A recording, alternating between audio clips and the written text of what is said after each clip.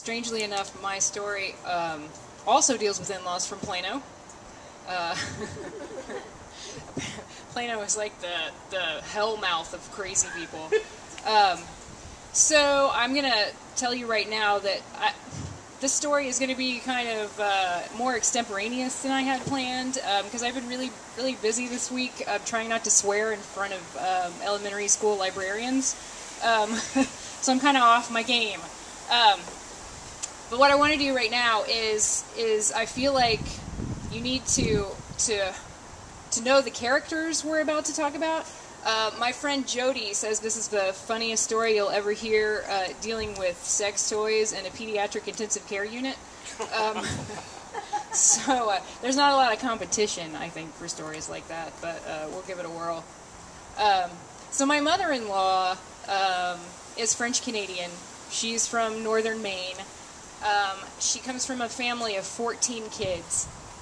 And if you imagine Celine Dion, but smaller and darker and older and meaner and more passive-aggressive, that's my mother-in-law.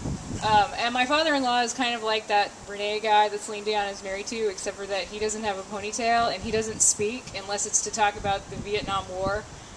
Or to tell you that whatever you're doing right now, you're doing wrong. So that's awesome to have around.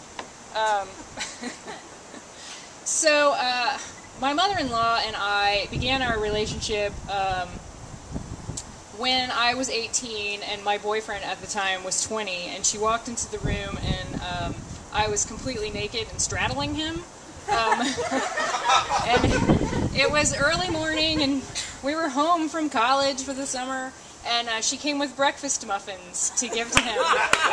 And instead, she found a whore on top of her miracle child. And so I should probably explain to you the miracle child thing, because, like I said, she comes from a family of 14. But when my sister-in-law was born, they told her that she was not going to be able to have any more children. So it was, like, terribly devastating. And then 6 years later, this baby boy was born, and so he was the miracle boy. He's still the miracle boy. So when she found me naked and straddling the miracle boy, it was really bad news. And she immediately went and called my mom. And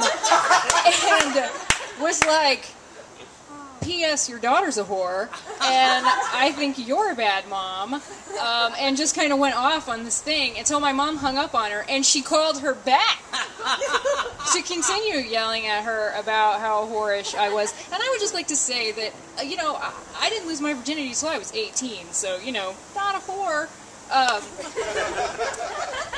So my boyfriend at the time and I did what everybody would do, and we packed all our shit into a giant U-Haul and we drove it to fucking Maryland. Like, we had to get as far away as we possibly could. And he was going to art school up at the Maryland Institute up there, so I just went with him, and I transferred from UT to the University of Maryland and was like, I'm just going to graduate from here. We're never, ever going back to Plano, ever, ever, ever, ever. But I hated it. I hated it. And so he graduated a year before I was supposed to, and we went back to Austin, and we decided to get married. And so we spent most of our wedding trying to keep our mothers apart, because my mother holds a grudge, and she's never, ever going to let that whole you're a bad mom, your daughter's a whore thing go. No, never, ever, ever. So we managed to keep them reasonably apart from each other, and it was cool, and like, as we were married, the relationship I had with my mother-in-law, it was not awesome, but it was okay. She had this weird thing where, like, whenever she would come to our house, she was constantly changing sheets. I think it's like a stress thing for her. Like, she comes and she takes all the sheets off, and then she, like, watches Anne of Green Gables DVDs and irons them, So she was constantly changing our sheets and whatever. I just let that go. And finally, much to everyone's delight, I had a baby. And I could see it in her head, like, oh, finally someone's going to have the 14 babies. Someone's going to have them. Because her daughter had told her she was never having children, which was devastating. So I finally had a baby. And it made my mother-in-law realize she had to be nice to me.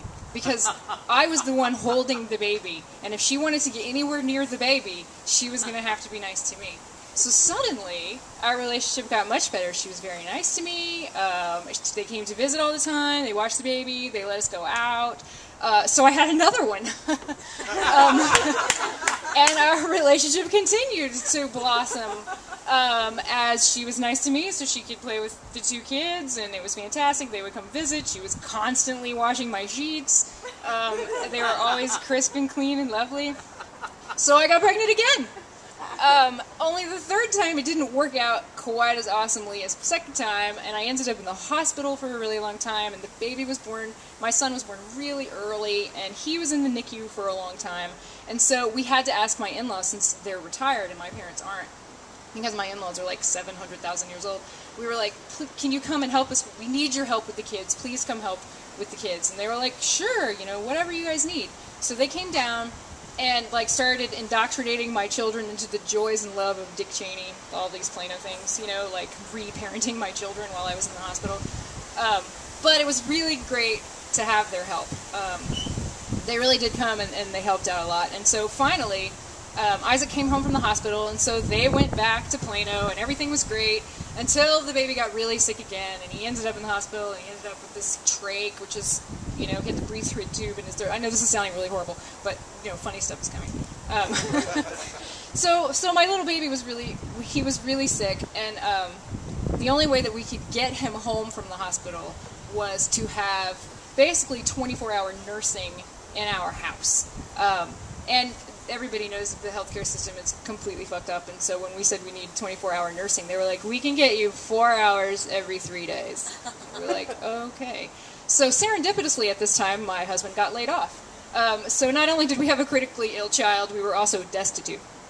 So my in-laws came down and they, you know, bought our groceries, and they came and took care of the kids, and things were looking up, and our nursing finally got put in place, and we had enough nursing so that my husband could find a job, which obviously we needed. So he found this really great job, and the kicker was that he had to go to San Francisco for 3 weeks to meet the team. And so that was kind of a deal breaker, because he couldn't be, even with the nursing that we had, which was like 8 hours in the day and 8 hours at night, I couldn't be home with all 3 kids and survive for 3 weeks without his help. And I was not going to call the in-laws. I was like, we've depended on them too much. Like, to get the nursing that we got, I wrote a letter to the nursing agency that was like, hey, bitches, my mother-in-law has been living in my house for like 3 fucking months, and when you see a giant mushroom cloud over South Austin, it is either going to be my head blowing up or me blowing up her head. So you are going to have to get some shit done up in here. And it worked! So we got our nurses, and they were there, and I thought everything was going to be cool. So Stephen talked to his bosses, and he explained the situation with our son, and they said, well, we can get it down to 2 weeks. That's as good as we can do.